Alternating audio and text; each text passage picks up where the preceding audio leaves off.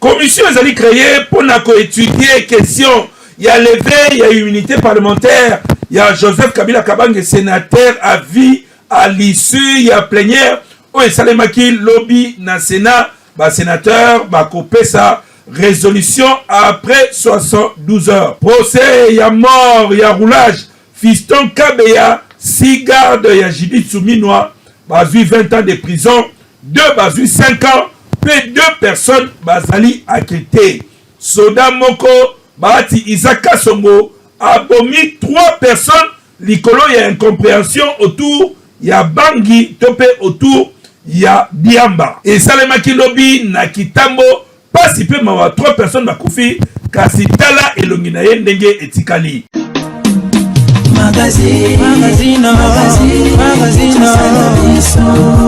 Question, il y a levé à immunité, il y a un sénateur à vie, Joseph Kabila Kabange, na Sénat, ba PSI 72 heures, na commission oezali créée pour épée sa résolution sur Masolo Yango, tozo talela, tozo zumele, ba détail, voilà dans le reportage oyo. La plénière, il y a lobby jeudi na chambre haute et à parlement, oyo ekambamaka et puis il y a honorable Jean-Michel Samalukonde. Et zalaki question, ya kolongola ba immunité, ya ancien chef de l'État Joseph Kabila Kabange. Na ndenge cour militaire et sengaki Joseph Kabila et sengeli ale kaliboso ya ba juge pour na kosamba. Plénière oyo et zalaki à huis clos. Après ba débat ebele et sikami ni sénatrice Mwando atalisi na plénière selon article 224 ya règlement d'ordre intérieur ya Sénat kolongola ba immunité ya ancien chef de l'État et zali kosenga kaka plénière moko te ya Sénat kasi kolandisama na ba disposition misusu ba décision lokola oyo esengaka ko soumettre yango na délibération pe vote na congrès. Cela veut dire des chambres bavanda ba voter pour na kolongola ba immunité ya ancien chef de l'État. Ba argument oyo ya sénatrice Mwando e bendaki ba débat ebele et sikanini ba misusu bazalaki pour Joseph Kabila misusu baboyaki na yango wana bayaki ko créer commission moko oyo ezali na objectif ya ko analyser réquisitoire ya auditeur général ya FRDC oyo azali ko accuser Joseph Kabila na trahison, crime de guerre, crime contre l'humanité, na agression oyo ezali na partie est ya République démocratique du Congo. Commission oyo et qu'on travaillait pendant 3 jours pour na couper sa solution natina ya immunité Joseph Kabila bakolongola yango topé bakolongola yango te. Vous allez toujours kotalela oh 3 jours pe ezali kala mingi te. 72 heures oyo Sénat a pesi na commission wana population babituni. Est-ce que Samuel Konde, président, il y a Sénat, azali ko protéger Joseph Kabila te, topé et kopé sa ndengenini, ba réaction, bazali bongo na micro ya Faso Kirombe. Kabila CG combien de fois na Sénat pour nous ça ba débat. L'école privée na répété, l'école privée, ba koti que élève, oui, tous au Congo l'école privée, ba koti que élève même ata une année, mobimba yepete sifi papa na futa, minerval a ko passer na. Mais l'école va samba au longole. Donc Congo l'école privée. Puisque Kabila CG est en mon côté. Mais vous avez ça le débat. Est-ce qu'il est normal d'abord? Tout ça, tout ça. Débat au salaire. Mais il faut le dès la longue de depuis cal. Il y a avant vous ça le débat. Ami longue là depuis cal. Vous avez insisté pour nous aider. D'abord politique est beaucoup de malade. Vous avez politicien malade. Quand il m'a eu, il y a 500 places. Engagé combien de personnes? 20 000. Est-ce que c'est normal? Problème à Kabila. Deuxième mandat, Félix Yango. Est-ce qu'un sénateur? Hier, Kabila a changé combien de fois? Un grand sénateur. Pour que nous ayons des bébés. Vous pouvez espérer pourquoi je dis infraction Oyo Joseph Kabila Sali et l'équidose. Ils n'ont même pas prévu dans la Constitution. Pour qu'on puisse pardonner. N'habitez ceux qui congolais tous en dernier. Ça c'est la naïveté on dirait. Parce que infiltrer baza ebele ba kotati na l'assemblée wana. Il faut commencer par coiffer tous ces gens là. Baza ba étranger ba 50% baza ebele qui so batel ba nationalité bango komona ka kuna donc ba douter. C'est très dangereux. Donc les bazawana bazo banga même koto mola musapi ke ko la kisa boye que voilà le monsieur a commis de bavure, alors il faut l'écarter, il faut l'arrêter, il faut le prendre, il faut qu'il y ait un mboka musuluka ba araba ba pays musuka ya Afrique awa. Coup ya trahison, mais c'est la mort. Coup ya trahison c'est la mort. Ce n'est qu'au Congo bazo luka moya ko sambisa ba kanga mutu ba pesa ba délai azala toujours en vie. Mais non, c'est trop. Moi j'étais pour Kabila. Mais par rapport à tout ce qu'il a fait, en regardant tout ce qu'il a fait, il s'est comporté, parce qu'il s'est camouflé toujours derrière. Mais aujourd'hui, ils ont toutes les preuves possibles. Tu vois? Donc, ils ont pas si mis comme on a que besoin de ma camouflage dans la légèreté, comme on dit, non, ce qui est fait, est fait. On doit l'arrêter. La punition, la prison, la prison, justice est en place, ils ont fonctionné. Tu vois? Parce que quand Kabila, des fois ils ont un impact. Parce qu'il a beaucoup gagné dans le Congo. Mais il a réussi, il a escroqué les Congolais. Na naïveté na bango na kozanga koyeba, il a profité na appui à Mouzé parce que c'est Mouzé qui nous a présenté que voilà c'est mon fils et tout. Donc c'est ça l'ambiguïté. Mourir les côtes à partir de Wana. Tout le monde pensait seulement que c'est le fils de Mouzé. Moi je soutenais Mouzé. Quand il est venu, je croyais que c'est l'enfant de Mouzé. Or que ce n'est pas ça le cas. Et du fait que vous avez compris tout cela, vous devez prendre des mesures possibles. C'est un escroc professionnel. Contrôle parlementaire dans l'Assemblée nationale. Quelques membres exécutifs, les cas qui liboso ya ba élus nationaux lobby ba détail. Bon là dans reportage oyo. Premier ministre ne balekaki na parlement mokolo ya jeudi 15 mai 2025 na cadre ya contrôle parlementaire oyo ezali article 100 ya constitution p 178 ya règlement d'ordre intérieur ya Assemblée nationale. Ministre ya affaires foncières Akasia Bandubola a répondu na ba question ya honorable Gratien oyo azalaki na posa ya kozwa ba éclaircissement sur kobuka bandako ya population oyo bazali kobuka na kitambo mabota mingi ekomi mitelengano ezangi bisika ya kolala. Ministre ya affaires foncières a répondu pendant 40 minutes esika nini atelisi décision oyo euti na kotala lolenge population atongi bitongela mwanza atongi na banorme te et surtout atongi na bisika oyo ya leta oyo esengeli atonga te pe na bosengi ya onatra ndenge asengaki espace na ye na yango etindi gouvernement elongola yango nyonso wana ezali mpona kobatela population na baka ya ba danger oyo nyonso ezali kokoma surtout ba dégâts lokola ya mai ya mvula ba dégâts oyo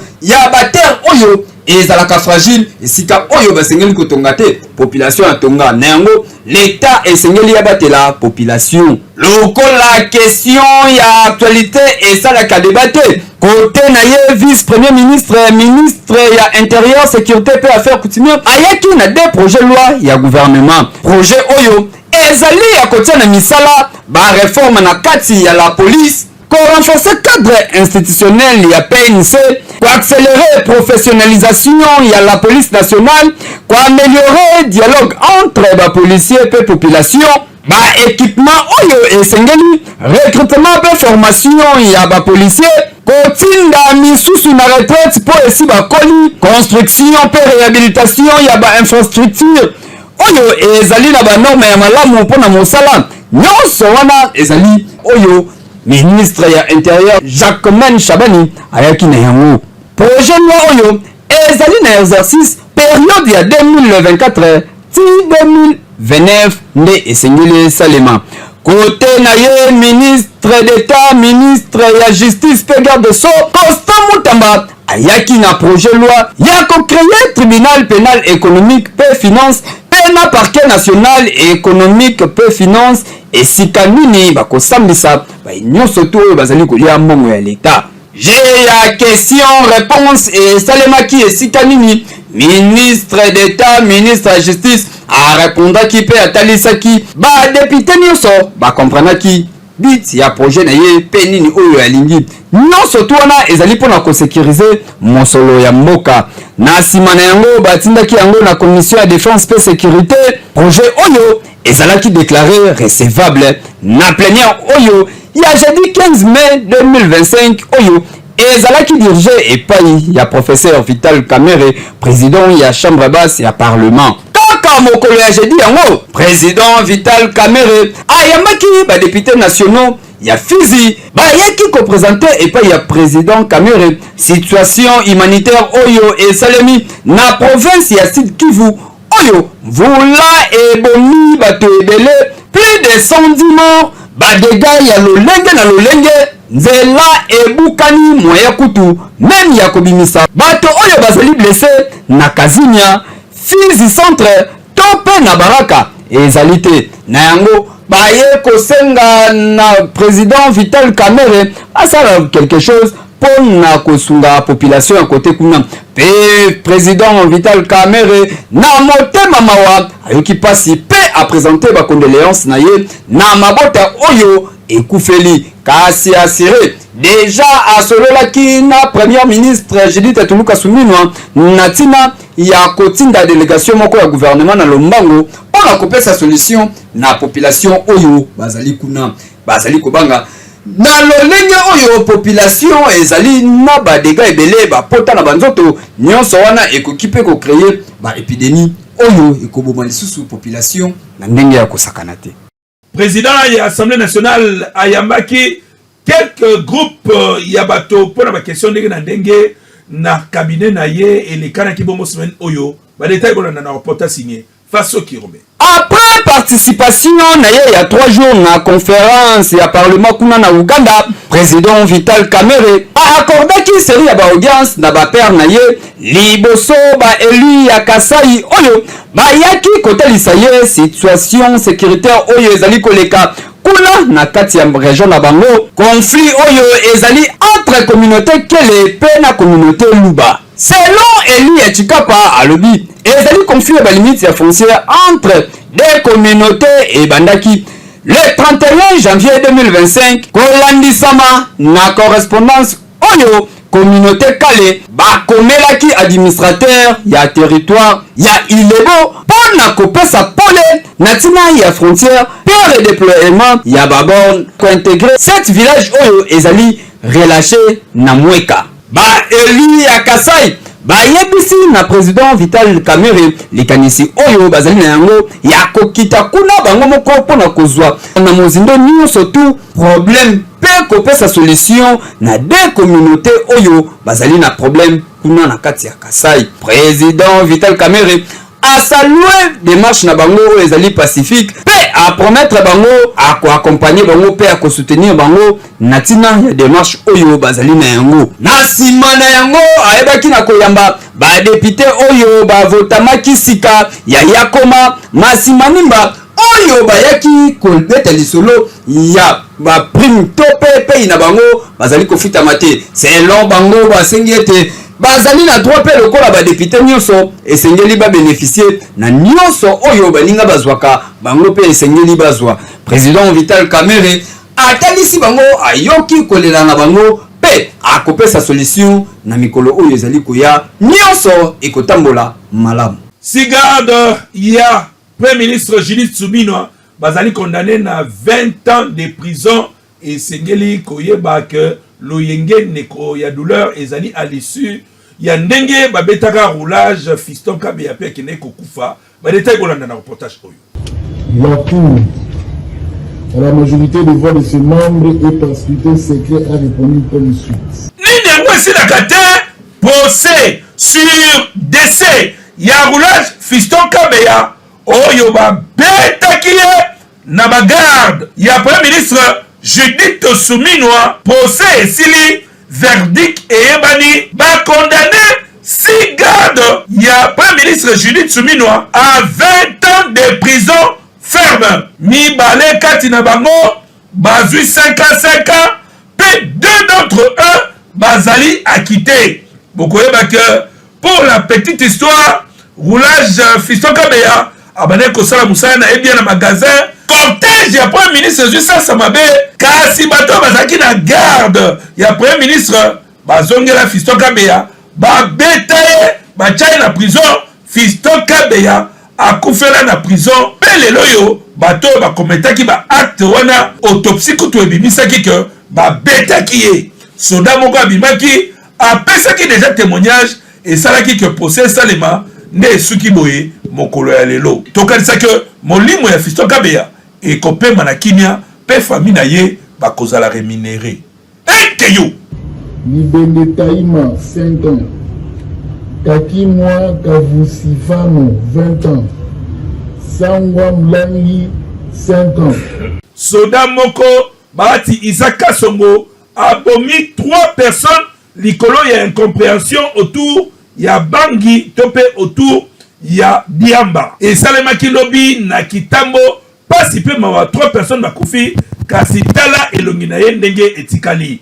Boza komona azali soda komona ye Isaac Bahati Kasongo abomi batu misatu likolo ya incompréhension ya Bangi ya Noa ya Bimela Bela. Boyoka ye Bahati Kasongo Isaac. Bahati Kasongo Isaac. Unité nini? 14e régiment. Bataillon nini? 2e bataillon. 3 chargeurs on récupérer qui oyo, on récupérer qui pas ya basoda. Bongo ya yo za wapi? Ngande na umona te. Ya yo zo mona te. Obeti bango masasi pona nini? Moi incompréhension ka ya ndenge moko na ko somba likaya. Kozonga mamai. Incompréhension bobi batu misatu. basoda soki bozali kosimba minduki mpe soki bozali kosala mosala na bino bo éviter agene bo éviter Bangi bo éviter bakuti nyonso ya babombe pamba te oyo bosimbaka na maboko ezalaka vi ya bato misatu bakei perte tala yo elongi na yo ndenge ekomi. Est-ce que vivre sur longtemps pasi mpe mawa keyo Monseigneur Chole na déclaration na ye mokolo ya lelo a précisé que bakoki kocontinue mosala na bango bandaki kosala na ECC na 5 côté pamba te bazali kozela go ya chef de l'état oyo esengeli ayamba bango pe bayeba bongo koévolue bapesa air primaire ya rapport ya makambo nyonso bakendaki kosala kasi soki esalemi te mutu na mutu akoporte responsabilité na ye ndenge KNB est proposé na reportage oyo. Il n'y aura pas ce forum de consensus national sans le parti au pouvoir. Donc, à ce moment-là, nous, on aura fait notre travail et l'histoire retiendra que si cette initiative n'a pas eu lieu, c'est parce que telle personne ou tel groupe n'ont pas accepté. Si nous, ils auront des raisons pour ne pas accepter nos propositions mieux, on va applaudir. Par rapport au projet de Bango Yapé, pour la région, il y a un grand lac entre République démocratique du Congo, acteurs politiques, Penaba Kondi Nzinga Nzinga, ECC, Nasenko, prévoir que mon président de la République en personne pour Baye Babongo, Kozoku d'envoi Moussoussou, Topé Baye Babongo, ko évoluer, Nenge Bakoki ko évoluer. C'est leur intervention. Il y a Monseigneur Chole, à l'objet que Tangu Bango Babane Kosala Moussala, bazali komona ba chef de l'état pe ba acteur politique bazwa ki son de cloche Moussoussou na ba lieutenant ya Félix Tshisekedi yango wana bango balobi Moussala basali ti basilisi rapport final nango primaire ba réservé yango na chef de l'état président de la République Félix Antoine Tshisekedi Tshilombo oyo na ye moko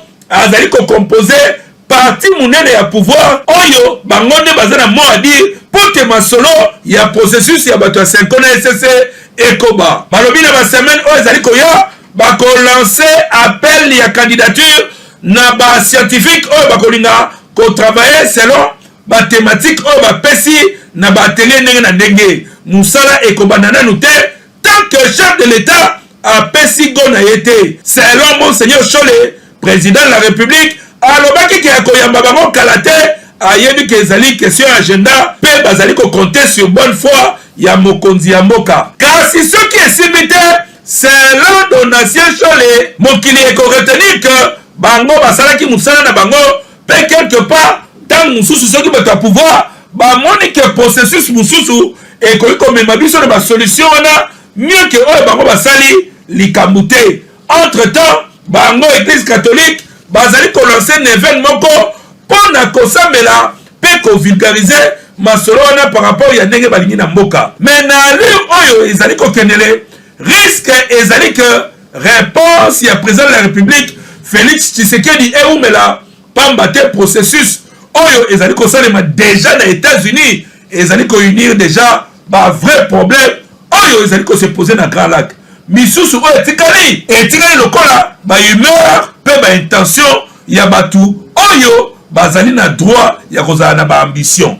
Oui. Sinon chacun assumera ses responsabilités, à chacun de jouer sa partition. Charlotte Dipanda, artiste camerounaise, a exprimé besoin ya koyemba na Ferregola kasitango asali vidéo moko a kubisi Ferregola ba warrior bakatiye na aigle na bango balobi zoba esengeli etamula ndenge nini kasi ba attitude oyo ba musicien Kinshasa bazalaka nango ezali même attitude te que ba musicien mususu ya Afrique to ya monde baza nango. Charlotte Dipanda, diva camerounaise, ayoki nzembo ya Ferregola esali malamu a souhaité kutu kosala featuring na ye. Yoka message oyo de Ferregola tout à l'heure,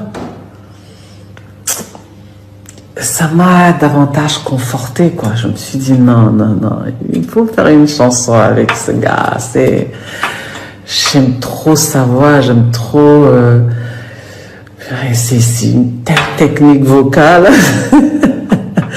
J'ai des artistes comme ça. C'est vrai que c'est pas toujours l'aspect technique qu'on voit, mais honnêtement, je suis très sensible aux balades. Là, il nous a proposé une magnifique balade qui m'a vraiment fait frissonner. Quand je me suis dit, ah, Ferry, toi aussi. Mais chante doucement, pas comme ça. Kaka message oyo bimi na ba réseaux sociaux.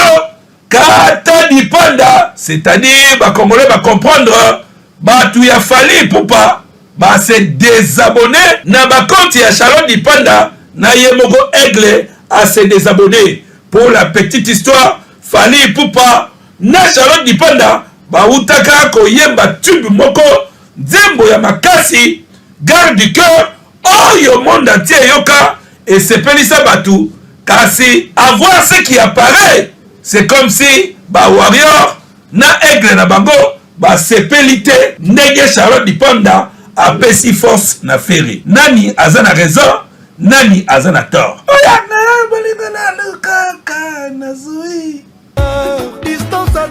Comme la sous édition ya mokolo ya lelo ezalaki férié pe lobby e kozala lisusu bato bakofana ndako pamba te férié ya lobby ne ba memaki yango lelo na cadre ya kokanisa ba soda inconnu ya République démocratique du Congo ba bundela mboka na biso. Merci na ba téléspectateurs oyo bazali kolanda biso na États-Unis na État ya Washington Seattle bozali kuna ebele ya kolanda KNB News biso to continuer toujours ko servir bino to pesi bino ba mbote nzambe abatela bino bozala malamu pe surtout ba oyo bazali kolanda biso na ba extrémité nyonso ya République démocratique du Congo. Botika la fidèle na ba page Facebook na biso KNB News, TikTok KNB News, pe bobo sanate surtout na page na chaîne YouTube na biso KNB News et si kanini bo s'abonner, bo commenter édition oyo et fandi kuna pe bo tala yango bo retala yango, bo partager yango ba commentaire na bino nde ekorienter misala o tozali ko sala. Merci na bato ba komelaka biso pe ba feedback na bino tozali ko zo yango tozo sala musala kaka ndenge bosengi to sala yango. Tomata tokita to baluka na mamile tozo na gauche tozo na droite mikolo yo KNB News et Kidio. Oui. Magazine.